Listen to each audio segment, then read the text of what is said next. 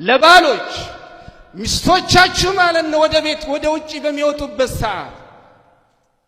እችን ብቻ ሸፍነው ጉርድ ለብሰው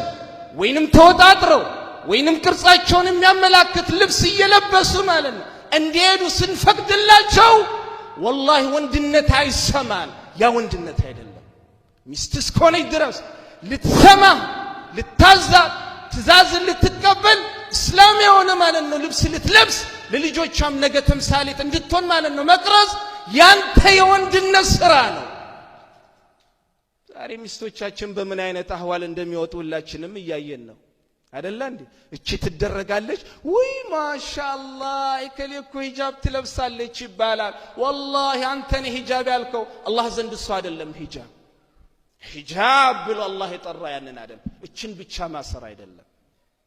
ሌላው በዚህ አጋጣሚ ለእህቶች ያደራመላችሁ መስጂድ ስትመጡ ሊሆን ይችላል ያኒ ጁምዓ ሊሆን ይችላል ሰርግ ሊሆን ይችላል والله ማለት ነው የባላችሁን ሐቅ ጠብቃችሁ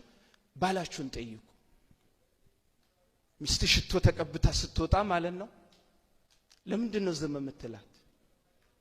ነብዩ አለይሂ ሰላቱ ወሰለም አንድ ሴት ልጅ ሽቶ ተቀብታ ከቤቷ አትወጣም ሐዲስ ኢማሙ ነሳኢ አትወጣም ወታሳሉ ነብዩ አለይሂ ሰላም በወንዶች ላይ ማለት ነው አጠገብ አታልፈም ካላለፈች ይቻላል ማለት አይደለም انها زانيه ከተሳሳትኩ ኡስታዝ እዚህ ያለው እንደዛ አይደለ እንዴ ኡስታዝ እሷ ዝሙተኛ እኔ አይደለም መሐመድ ነው አለይሂ ሰላም ያሉት ኸዋኒ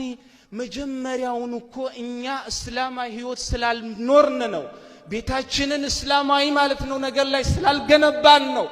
ዛሬ ምናየው ጉድን ምናየው ቤታችንን